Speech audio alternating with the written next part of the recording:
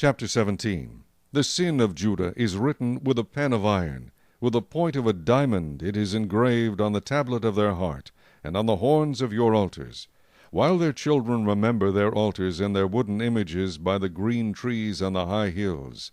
O my mountain in the field, I will give as plunder your wealth, all your treasures, and your high places of sin within all your borders. And you, even yourself, shall let go of your heritage which I gave you. And I will cause you to serve your enemies in the land which you do not know. For you have kindled a fire in my anger, which shall burn forever.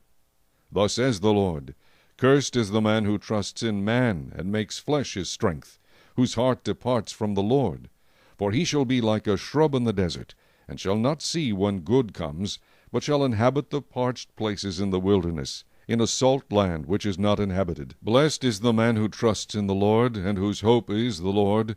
For he shall be like a tree planted by the waters, which spreads out its roots by the river, and will not fear when heat comes, but its leaf will be green, and will not be anxious in the year of drought, nor will cease from yielding fruit. The heart is deceitful above all things, and desperately wicked. Who can know it? I, the Lord, search the heart. I test the mind, even to give every man according to his ways, according to the fruit of his doings. As a partridge that broods but does not hatch, so is he who gets riches, but not by right.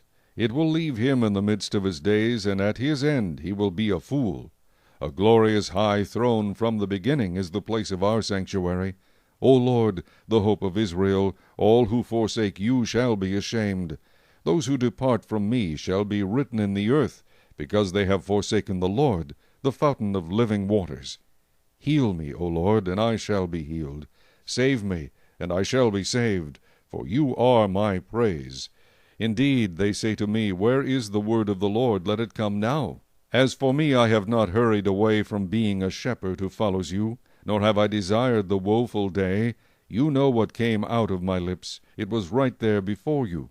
Do not be a terror to me. You are my hope in the day of doom. Let them be ashamed to persecute me, but do not let me be put to shame. Let them be dismayed, but do not let me be dismayed. Bring on them the day of doom, and destroy them with double destruction.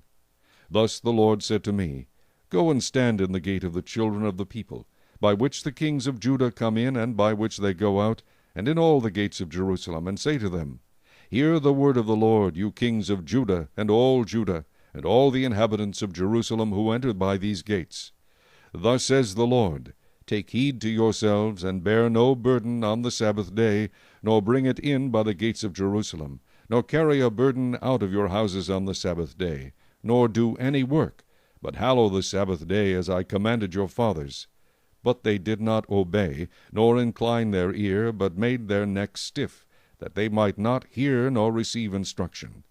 And it shall be, if you heed me carefully, says the Lord, to bring no burden through the gates of this city on the Sabbath day, but hallow the Sabbath day, to do no work in it, then shall enter the gates of this city kings and princes sitting on the throne of David, riding in chariots and on horses, they and their princes, accompanied by the men of Judah and the inhabitants of Jerusalem, and this city shall remain forever.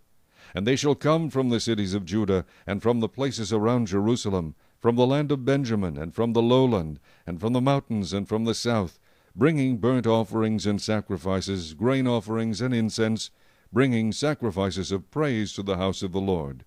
But if you will not heed me to hallow the Sabbath day, such as not carrying a burden when entering the gates of Jerusalem on the Sabbath day, then I will kindle a fire in its gates, and it shall devour the palaces of Jerusalem, and it shall not be quenched.